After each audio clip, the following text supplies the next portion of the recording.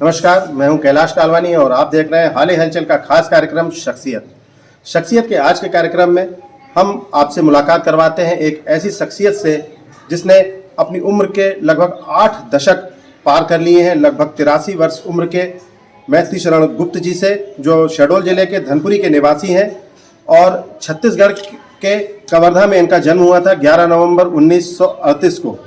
राष्ट्रपति पुरस्कार से लेकर मुख्यमंत्री पुरस्कार के अलावा इंदिरा गांधी प्रियदर्शनी अवार्ड और अंतर्राष्ट्रीय पुरस्कारों से नवाजे गए 83 वर्षीय वयोवृद्ध शिक्षक गुरु मैथिली शरण गुप्त जी से स्वागत है आपका हमारे स्टूडियो में सर। चरण स्पर्श। बहुत बहुत धन्यवाद। लगभग 5 दशक पहले जब शिक्षा की शुरुआत थी और शहडोल जो जिला था अखंडित था, उस समय शहडोल उमरिया अनूपपुर एक ही थे। शहडोल जिले के रूप में देखा जाता था उसे और आदिवासी बाहुल्य जिला कहलाता था। तब के दौर और आज के दौर में हम कल्पना करेंगे तो उस समय शिक्षा उतनी नहीं थी जितनी आजकल हो चुकी है। अंग्रेजी माध्यम की शिक्षा कहें या फिर हिंदी शिक्षा कहें, न तो इतने स्कूल थे। उस समय आपने लगभग 4 दशक पहले 15 अगस्त 1974 को स्कूल की स्थापना की थी धनपुरी में। शिशु शिक्षण केंद्र के नाम से स्कूल था और शहडोल ही नहीं बल्कि आसपास के अखंडित अनूपपुर और उमरिया जिले में एक नाम था शिशु शिक्षण केंद्र स्कूल का। सर ने स्थापना की थी उसकी। सर, आपने उस समय स्कूल की स्थापना की थी जब यहाँ पर निजी स्कूल न के बराबर हुआ करते थे और अंग्रेजी माध्यम का स्कूल था, अच्छा स्कूल था। और आपके स्कूल से आपको बताना चाहेंगे कि उस समय के पढ़े हुए छात्र जो है तो आज देश ही नहीं विदेश में भी विभिन्न बड़े बड़े पदों पर आसीन है जिन्होंने यहाँ से शिक्षा अर्जित की थी। सर, उस समय का दशक और आज का समय आपने पूरा वो काल देखा है, 83 साल उम्र है आपकी, क्या फ़र्क है सर उसमें? उस शिक्षा के क्षेत्र में जी। शिक्षा के क्षेत्र में तो बहुत अंतर है इस समय। उस समय जो शिक्षाएं थी वो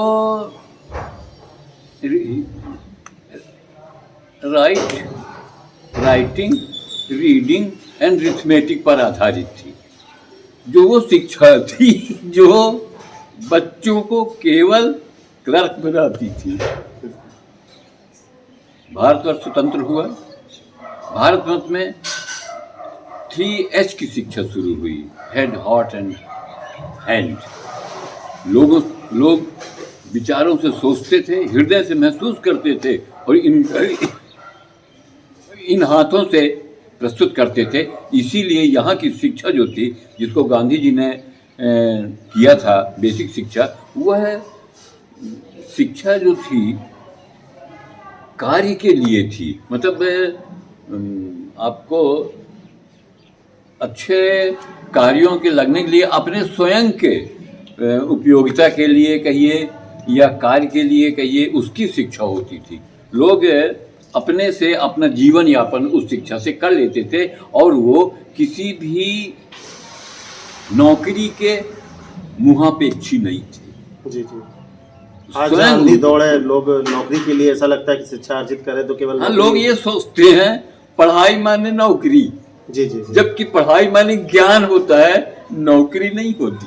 बिल्कुल बिल्कुल। सर, आप शिक्षक भी थे, आप टीचर भी रहे हैं और 1999 में आप उससे रिटायर भी हो गए और साथ में आपने स्कूल भी चलाया और शिक्षक भी थे आप। तो उस समय जब आपने पढ़ाई की तो शिक्षक ही क्षेत्र क्यों चुना आपने? दोनों ही में आपने अपना जो एम था आपका, या कहें कि जो हॉबी थी, वो शिक्षा ही लोगों को अर्जन कराना। स्कूल के माध्यम से जब आपको लगा कि पूरा नहीं हो सकता तो आपने स्कूल में पढ़ाना भी शुरू कर दिया और स्कूल भी खोल दिया। ज़्यादातर ये जो एरिया था ये कोल माइंस का एरिया था, जिसमें पढ़े लिखे लोग नहीं निकलते थे, या ये कहो कि पढ़े लिखे लोगों के लिए अच्छे संस्थान की आवश्यकता थी। संस्थान थे ही नहीं। जी जी। तो मैं सोचा कि इन बच्चों के भविष्य को अच्छा करने के लिए एक ऐसी शिक्षा दी जाए जिससे ये जीवन में अपना ज्ञानार्जन भी कर सकें और जीवन यापन भी कर सकें। तो उस समय यहाँ की आवश्यकता के मुताबिक हिंदी मीडियम का स्कूल स्थापित किया था, क्योंकि उस समय पर अंग्रेजी मीडियम का कोई क्रेज नहीं था। और इस क्षेत्र में धनपुरी और बुढ़ार में प्राइवेट स्कूल के नाम पे, बुढ़ार में सरस्वती शिशु मंदिर, धनपुरी में शिशु शिक्षण केंद्र और कालरी एरिया में आरसी स्कूल। ये तीन ही प्राइवेट स्कूल आरसी थे स्कूल सर जो अभी अनूपपुर जो जिले के चचाई आजकल में से है। जो चचाई चला गया। जी जी यहाँ के जो कार्यकारिणी थी, जब यहाँ सेंट्रल स्कूल खुल गया, यहाँ की कार्यकारिणी ने चचाई में उसको सौंप दिया और आरसी स्कूल चचाई वाले ऑर्गेनाइज करने लगे। तो ये तीन स्कूल ही केवल थे जहाँ से बच्चे निकलते थे। मतलब 20 किलोमीटर के दायरे में क्या सर, जैसे सरस्वती हो गया, फिर यहाँ हो गया, फिर चचाई में हो गया, हाँ। फिर उधर अगला स्कूल अनूपपुर में रहा होगा और इधर शहडोल में रहा होगा शायद। हाँ, इधर शहडोल था और मतलब प्राइवेट स्कूल तो केवल शहडोल में था, अनूपपुर में तो प्राइवेट स्कूल ही नहीं था। लगभग 50 किलोमीटर के दायरे में केवल 3 प्राइवेट स्कूल थे। प्राइवेट स्कूल थे शहडोल में। तो ये जो आजकल इंग्लिश मीडियम स्कूल का बहुत बड़ा स्कूल है, ये तो बहुत बाद में बना है। जी जी जी। यहाँ तो बहुत पहले से प्राइवेट। शहडोल में सरस्वती शिशु मंदिर था। एक बात दर्शक जानना चाहेंगे, और आपके सामने तो दो पीढ़ियां जवान हो गई, बच्चों से बड़े हो गए, हम खुद इस स्कूल में शिक्षा अर्जन की और यहाँ पर आज इस मुकाम पे पहुँचे हैं। तो उस समय स्कूल खोलने का मतलब आपकी सोच कैसे आई आसपास, मतलब जब कोई नहीं सोचता था कि हमें स्कूल खोलना है और लोगों को पढ़ाना है, तो आपने स्कूल खोला उस समय? मैं बुढ़ार हायर सेकेंडरी स्कूल में टीचर था। जी जी। मेरे जो साथी थे अच्छे लर्नेड लोग थे। उनमें से एक साथी यहाँ हो गया district inspector of school, Ram Naresh Singh. हम लोग बैठे से बात कर रहे थे। उन्होंने कहा यार स्कूल यहाँ एक प्राइवेट स्कूल की आवश्यकता है, जो गवर्नमेंट स्कूल उतना कवर नहीं कर पा रहा है।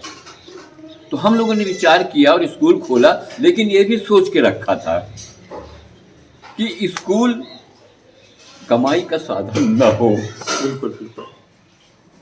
आजकल के तो ये सर स्कूल कमाई के लिए नहीं खोला गया। बिल्कुल बिल्कुल। आजकल तो व्यवसाय हो गया है स्कूल। अब आजकल तो स्कूल इज एन इंडस्ट्री।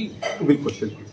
उद्योग इंडस्ट्री हो कहने गया। लगे लोग स्कूल को, इसीलिए बहुत सारे लोग स्कूल और अस्पताल खोलने लगे। बिल्कुल सही बात है। जबकि ये सर 1974 में खोला था आपने स्कूल। सन तो 1974 मतलब कितनी कक्षाएं हुई थी, कैसे आपने अरेंज किया था स्कूल, और शुरुआत में कहाँ पर से मैं शुरुआत लोअर हुई? केजी से शुरू किया था, अपने ही घर में नीचे एक कमरे में, जिसमें केवल 18 बच्चे थे। बिल्कुल। 10 रुपया फीस लेता था, 180 रुपया आता था, 150 रुपया टीचर को देते थे और 30 रुपया एक चपरासी को देते थे। ये उसका वो था।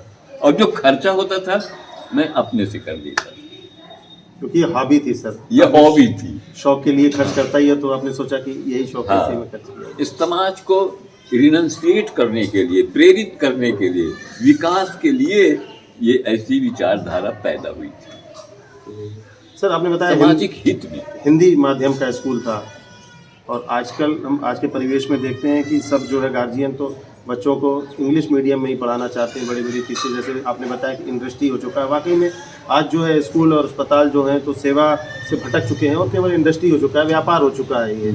तो उस समय हिंदी माध्यम का स्कूल था आपका, और जो हमें आउटपुट मिला है और हमने जो जानकारी इकट्ठी की है उसमें ये बातें आई हैं कि आपके यहाँ से पढ़े हुए, हिंदी मीडियम में पढ़े हुए जो छात्र थे आज बड़े बड़े पदों पर हैं, लगातार आपके संपर्क में होते होंगे। देखिए आज भी मैं कह सकता हूँ, आप बताइए, अनडिवाइडेड शहडोल जिला जिसमें अनूपपुर और उमरिया भी जुड़ता है, जी जी। इन तीनों जिलों में आप घूम कर देख लीजिए, इंग्लिश मीडियम का कोई भी IAS लड़का हो तो बताइए। बिल्कुल बिल्कुल। हिंदी मीडियम के 8 लड़के IPS, IAS, IES हैं अच्छा। शहडोल जिले में। तो उस उद्देश्य को लेकर के हिंदी मीडियम खोला था, क्योंकि व्यक्ति अपनी मातृभाषा से पढ़ेगा तो उसमें विवेक पैदा होता है। अपनी मातृभाषा से पढ़ने वाले में विवेक पैदा होता है, और इंग्लिश मीडियम में तो क्रैमिंग होता है, केवल याद करते हैं। और इसीलिए इसका क्रेज बढ़ा कि भैया का लड़का जाता है वहाँ तो हमरो लड़का जाई हुई। बिल्कुल सही। तो केवल ये पाश्चात्य संस्कृति और दौड़ में पीछे लग गए। दौड़ में आपसी जी जी। कंटेस्ट में। अपने यहाँ विद्यालय से भी पढ़े हुए लड़के बड़े बड़े पदों पर हैं। हमारे यहाँ के विद्यालय से निकले हुए लड़के आज कम से कम नहीं तो 20-25 इंजीनियर हैं, 5-7 डॉक्टर हैं और कई पदों में बहुत हैं। और अगर मेरी बात कहें तो मेरे पढ़ाए लड़के आज IAS हैं, IPS हैं और डायरेक्टर ऑफ हेल्थ हैं, बहुत अच्छे निकले हैं।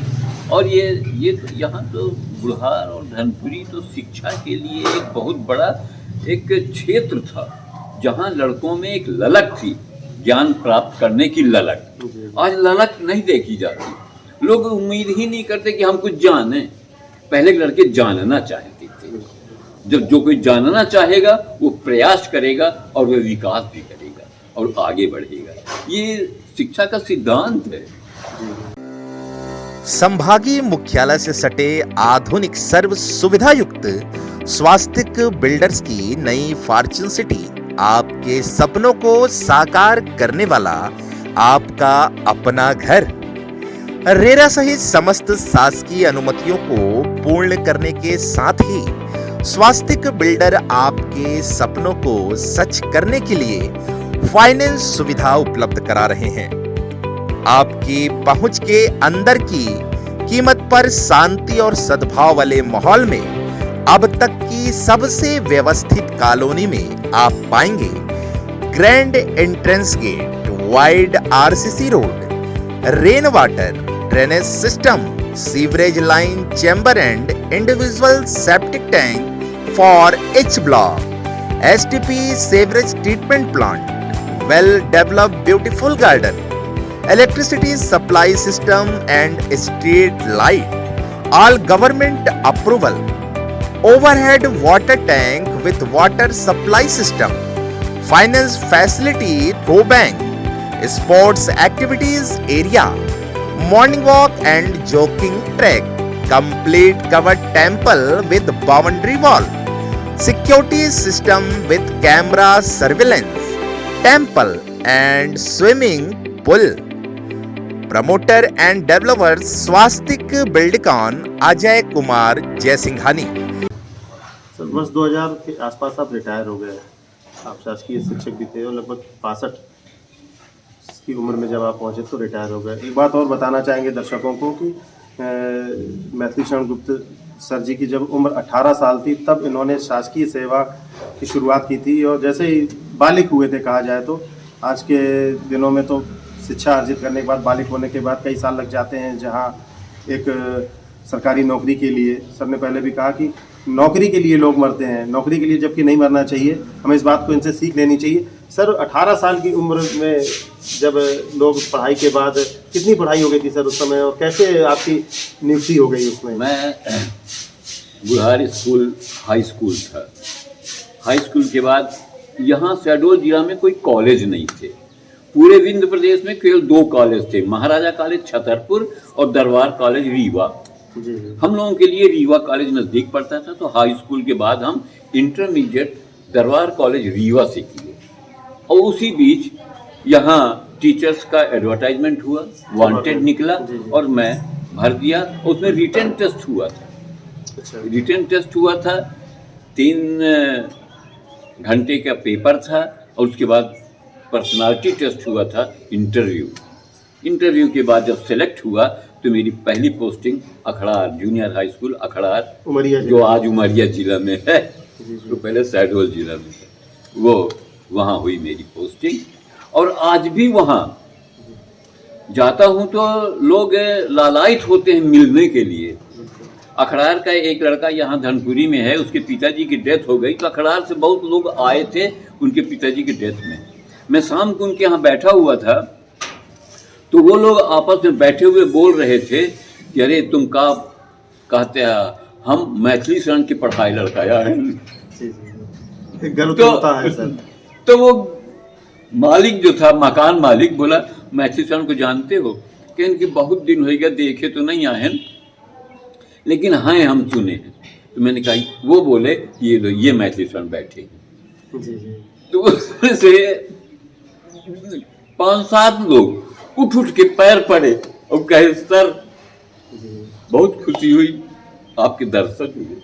सर ये उस समय का क्रेज और आज भी। जी अभी मेरे एक दोस्त भागवत करवा रहे थे तो मैं एक दिन के लिए गया था अखबार। लोगों को पता चला तो गांव के लोग जो हमारे उम्र के थे, जो पढ़ते नहीं थे, वो लोग भी जी पता नहीं क्यों आकर्षित थे मेरी क्रियाकलाप में, क्योंकि मैं स्पोर्ट्स में भी उनको पढ़ाता था। अच्छे विचार, अच्छे भाषण देना, अच्छे स्टेज कार्यक्रम कराना, ये सब करता था, तो लोगों पर अच्छा प्रभाव था मेरा। उस प्रभाव के कारण लोग मुझसे मिलने आए, मुझको भी खुशी हुई।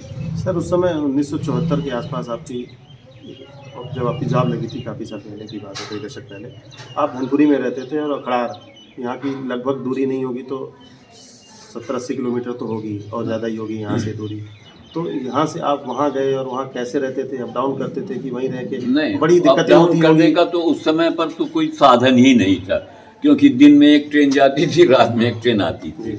हम जाते थे वहाँ, स्कूल का एक हॉस्टल था, जूनियर हाई स्कूल का, सोचिए उस समय एक हॉस्टल था जिसको बोर्डिंग स्कूल कहते थे।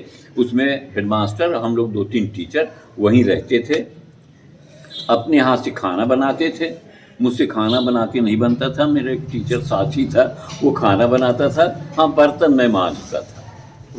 और वहीं पे हम लोग रहते थे और हफ्ते 2 हफ्ते को महीने में घर आते थे।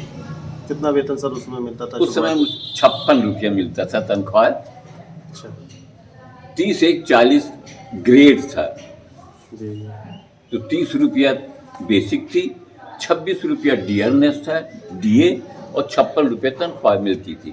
लेकिन ताज्जुब हो गया आपको कि पूरा महीना 6 रुपये में चलता था और 50 रुपये बचाते थे। बहुत बड़ी बात है दर्शकों को और आज की जो युवा पीढ़ी है, कम से कम क्योंकि तो उन्हें सस्ता था। इन चीज़ों को देखना चाहिए और संघर्ष को याद करना चाहिए कि संघर्ष और जो चीज़ों से आदमी संघर्ष कर करके यहाँ तक पहुँचा है, तब इस मुकाम पर पहुँचता है। 18 साल की उम्र और 28 अक्टूबर 1997 में 28 अक्टूबर 1957 में, लगभग आज से सर 60 साल पहले, 70 हाँ 72 साल हो गए। 72 साल पहले आपने जॉब की थी। तो कितना समय सर वहाँ पे रहे, फिर इधर आना कैसे हुआ, ट्रांसफ़र हुआ फिर कि अपने आप हो गया? शहडोल जिला था। शहडोल जिले में उस समय पर मेरे रिश्तेदार प्रिंसिपल थे शहडोल में। उनसे मैं रिक्वेस्ट किया था कि आप डीओ से कह दीजिए तो मेरा ट्रांसफ़र कर दें, घर के पास आ जाए। घर के पास आ जाए। बिल्कुल। तो उस समय पर ट्रांसफ़र का दौर चल रहा था, लोग हाँ, इधर उधर जी, कहते थे, और ज़्यादातर लोगों के विचार ये था कि टीचर जो होता है वो अपने आस पास गांव के रहता है तो ज़्यादा काम करता है, ज़्यादा समय भी दे पाता है। तो इसलिए ट्रांसफ़र हुआ मेरा। और बुढ़ार प्राइमरी स्कूल में हुआ, जिसको आजकल कप्तान स्कूल कहते हैं लोग, वो प्राइमरी स्कूल था। उसके बाद 1 साल के बाद फिर हायर सेकेंडरी स्कूल में मेरा ट्रांसफ़र हो गया। तब से हायर सेकेंडरी स्कूल से ही रिटायर हुआ, जहाँ पढ़ा था वहीं से रिटायर हुआ। मेरी शिक्षा दीक्षा भी उसी स्कूल में हुई। अच्छा वहीं पढ़े थे सर? वहीं? हाँ हाई स्कूल बुढ़ार से किया, इंटरमीडिएट रीवा से किया, उसके बाद टीचर हो गए। सर 62 साल कोतमा पढ़ने गए। अच्छा कोतमा में पढ़े थे। 62 साल की नौकरी और उसके बाद जब आप रिटायर हुए तो 42 साल की नौकरी। 42 साल की नौकरी, 62 की उम्र में आप रिटायर हुए। हाँ। 5 सितंबर 1999 को आपने बताया कि राष्ट्रपति पुरस्कार से सम्मानित हुआ। कैसा सर अनुभव था? उस समय बहुत गिने चुने लोग, आजकल तो सब वो एक प्रक्रिया के तहत हो जाता है और लोगों को पता है योग्य। उस समय की जो चयन प्रक्रिया होती थी राष्ट्रपति पुरस्कार के लिए और आज की काफ़ी बदल चुकी है समय के साथ साथ। चयन प्रक्रिया उस समय पर थी, एक 36 पॉइंट थे। उस 36 पॉइंट ये थे कि आप इन 36 में क्या क्या काम किए, तो स्कूल के लिए क्या किया आपने, आदिवासियों के लिए क्या किया, स्पोर्ट्स में क्या किया, आपकी सामाजिक स्थिति क्या थी, समाज के लिए आपने क्या किया, इन सारी चीज़ों को विथ प्रमाण प्रस्तुत किया गया। तो वो पहले डीओ शहडोल से सिलेक्ट हुआ, फिर वो डिवीज़न में गया, रीवा से सिलेक्ट हुआ, फिर भोपाल में सिलेक्ट हुआ। ये सभी स्थानों पे 5-5 लोगों की एक कमेटी होती थी। वो 5 लोग सेलेक्ट करते थे कि हाँ ये यहाँ से ठीक है। जब भोपाल में हुआ तो भोपाल से दिल्ली से एक मानव संसाधन मानव संसाधन विभाग से एक आदमी आए और भोपाल में बैठ करके फिर सिलेक्शन किए, उसमें मेरा सिलेक्शन हुआ। चीज़ों की जांच भी करते होंगे कि हाँ, जो पूरा साक्ष्य दिए पूरा गए हैं वो सही है कि नहीं है।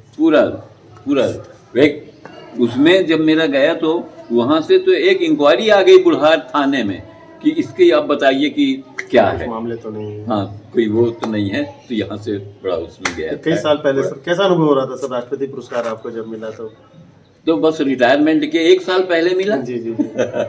तो जब मैं वहाँ गया तो वहाँ पहले ट्रेनिंग होती है, रिहर्सल होता है कि कहाँ आप आएंगे, कैसे आएंगे, कहाँ बैठेंगे, आपकी सीट कहाँ रहेगी, आपका जब नाम लिया जाएगा तो आप ऐसे आओगे, राष्ट्रपति से मिलोगे, अवार्ड लोगे और फिर चल दोगे।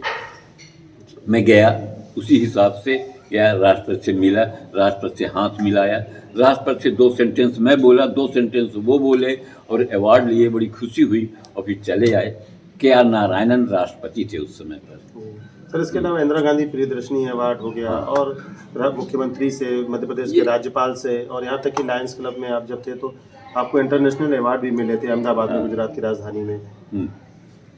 उससे क्या हुआ था कि ये तो शासन की प्रक्रिया है कि जिसको राष्ट्रपति पुरस्कार मिलता है उसको प्रदेश के मुखिया माने मुख्यमंत्री भी उनको सम्मानित करता है, और फिर जब सम्मानित करता है तो प्रदेश का जो बोर्ड होता है, जो माध्यमिक शिक्षा मंडल भोपाल, उनके द्वारा भी सम्मानित किया जाता है। तो ये फिर एक साल में सम्मानित किए ये लोग भी पुरस्कार और अवार्ड दिए और सम्मानित किए। लायंस क्लब में भी आपकी बहुत बड़ी भागीदारी रही है, काफ़ी वर्ष आपने समाज सेवा में दी लायंस क्लब के माध्यम से।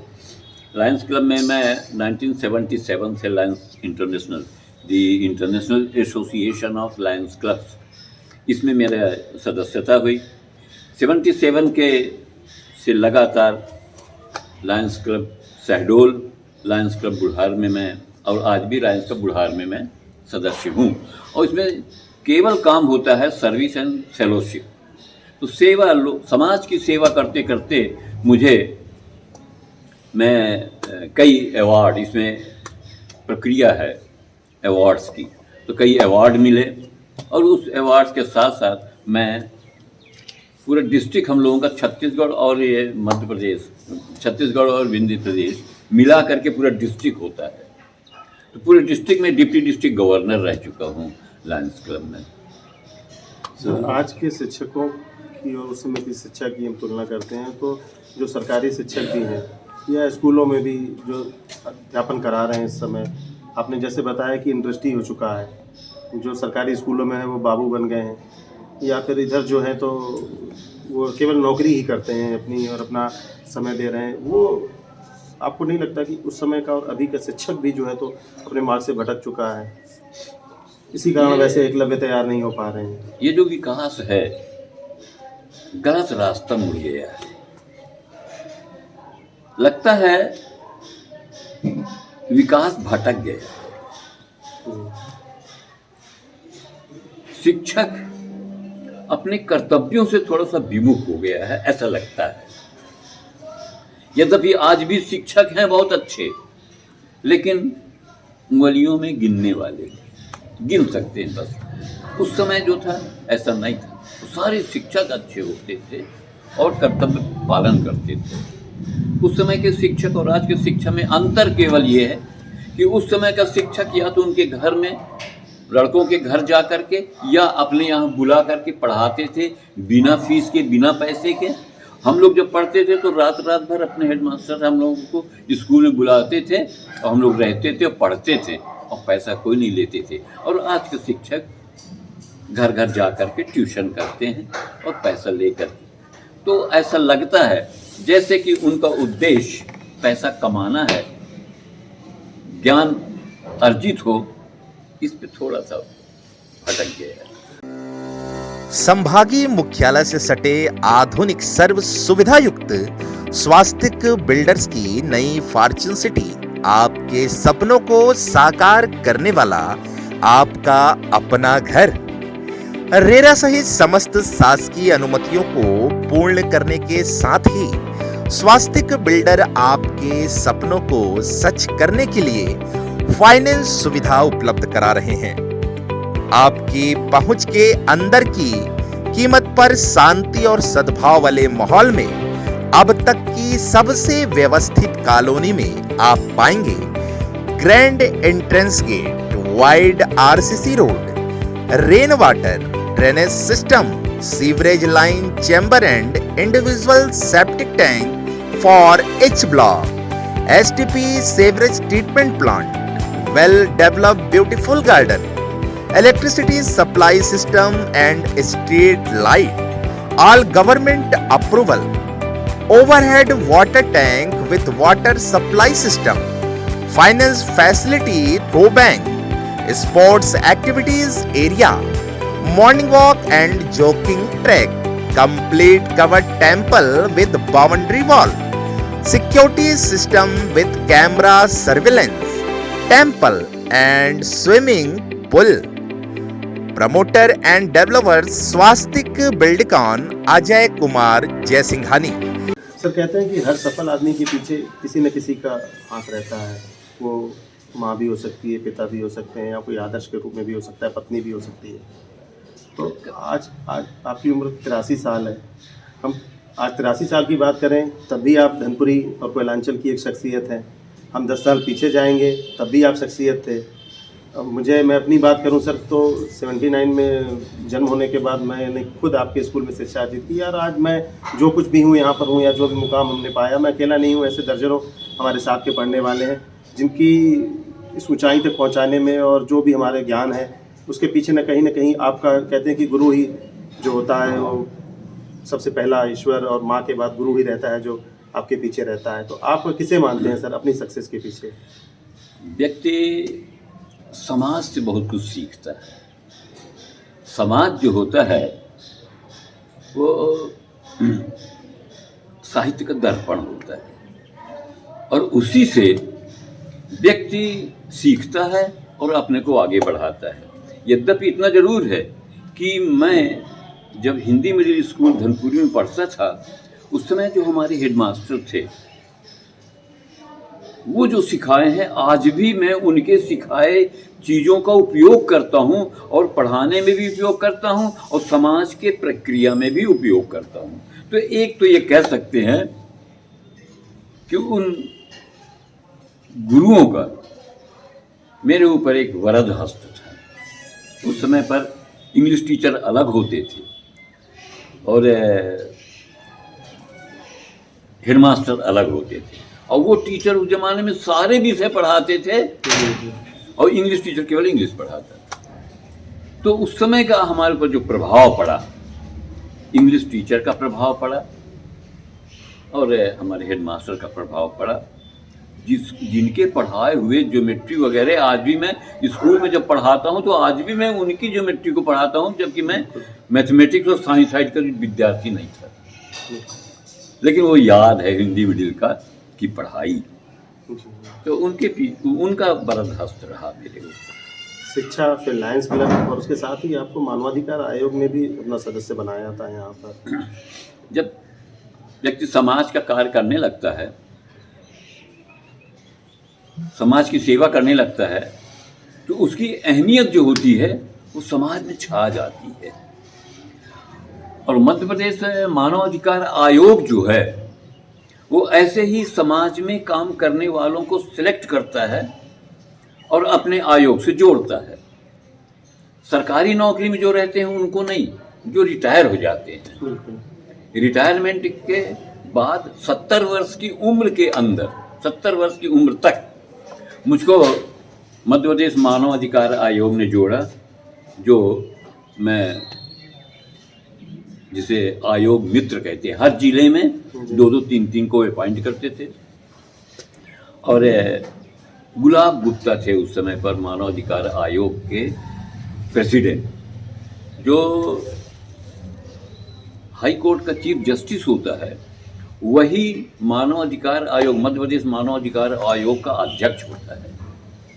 तो गुलाब गुप्ता यहाँ के थे, उस समय लेबर लीडर थे, वो महेंद्रगढ़ के थे, वो थे। तो उनके समय में 2002 में मानव अधिकार आयोग का आयोग मित्र अपॉइंट किया गया था।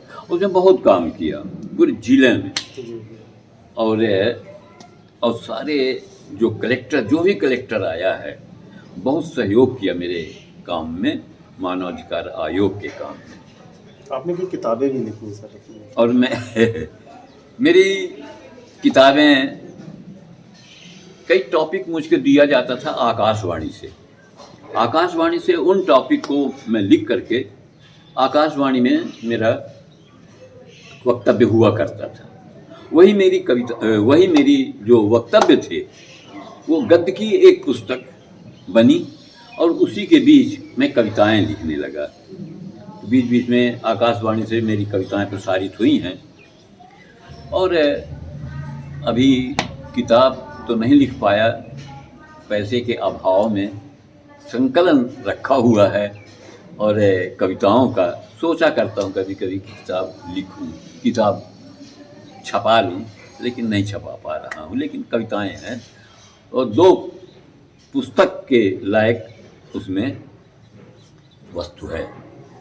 सर एक बात और कि आपने अपने स्कूल के जो काल था आपका, लगभग 4-5 दशक स्कूल आपने चलाया और आपने शिक्षक अध्यापन भी कराया। उस दौरान सैकड़ों ऐसे छात्र जो अच्छे जगह पर पहुंच चुके हैं, आपको आदर्श मानते हैं आज भी, क्योंकि अंग्रेजी माध्यम की स्कूलों की इस दौड़ में इंडस्ट्री बन चुका है सब कुछ।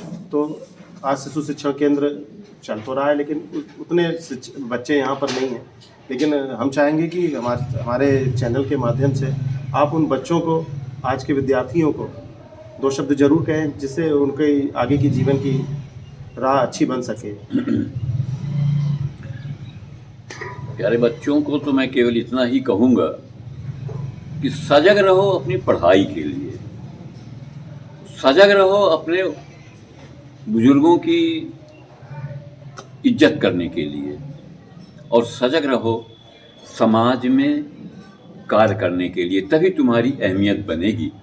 और सब सजग रहने का मतलब ये है कि जब तुम अपनी पढ़ाई में ध्यान दोगे, जानने की इच्छा जागृत करोगे, तभी तुम आगे बढ़ पाओगे और तुम देश के एक अच्छे नागरिक माने जाओगे। यही आज के बच्चों के लिए। एक चीज़ और आपने अभी और कही थी इसके पहले कि नौकरी के पीछे मत भागो। हाँ, ज्ञान के पीछे भागो, नौकरी तुम्हारे पीछे पीछे भागेगी। ये सोच के चलो, अगर ज्ञान होगा तो तुम्हारे पास, अरे हम तो टीचर बने बैठे हुए हैं। मेरा एक सिलेक्शन कॉलोनी के वेलफेयर ऑफिसर के लिए हो गया। मेरे पिताजी बोल दिए कि कॉलोनी में करोगे वो हम मर जाते हैं। मैं वेलफेयर ऑफिसर नहीं रहा। इसके बाद मैं पर्सनल इसमें बैठा, सेल्स टैक्स इंस्पेक्टर हो गया। पिताजी ने कहा ये घूस की नौकरी जी मत करना, टीचर हो अच्छा है, जहां से तुम निकलोगे 10 हाथ तुम्हारे नमस्ते करने के लिए उठेंगे, इससे बड़ी इज्जत कुछ नहीं है।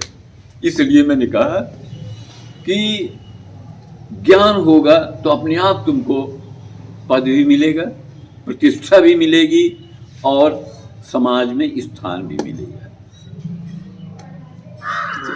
ये थे हमारे साथ हमारे गुरु, हमारे सब कुछ, जिनकी बदौलत आज हम इस मुकाम पे पहुँचे हैं। और मुझे बड़ी खुशी हो रही है कि शख्सियत के आज के कार्यक्रम में मैं अपने गुरु के साथ बैठा और उनकी बातें और आज भी मुझे सीखने लायक मिल रही हैं। आशा है कि हमारे दर्शक भी इन बातों से कुछ ज़रूर सीखेंगे और उनका भविष्य ज़रूर है। इनकी बातों को जब अपने जीवन में लाएंगे तो आगे बढ़ने का मार्ग प्रशस्त होगा। इन्हीं शुभकामनाओं के साथ और सर को दीर्घायु मिले, इन शुभकामनाओं के साथ हम इस कार्यक्रम को यहीं पर विराम देते हैं। अगले कार्यक्रम में अगले सप्ताह फिर नई शख्सियत के साथ हम आपके समक्ष उपस्थित होंगे। तब तक के लिए हमें इजाज़त दीजिए। नमस्कार। अपने क्षेत्र व आसपास की खबरों के साथ हमसे जुड़ने के लिए आप हमें 8818814739 एवं 7223978461 पर कॉल या व्हाट्सएप पर मैसेज कर सकते हैं। YouTube पर हमें देखने के लिए फिलहाल हाल हलचल को सब्सक्राइब करने के साथ वीडियो को लाइक करें और कमेंट्स बॉक्स में अपनी राय जरूर दें। हमें आपके सुझाव व आपसे मिलने वाली खबरों का इंतजार रहेगा।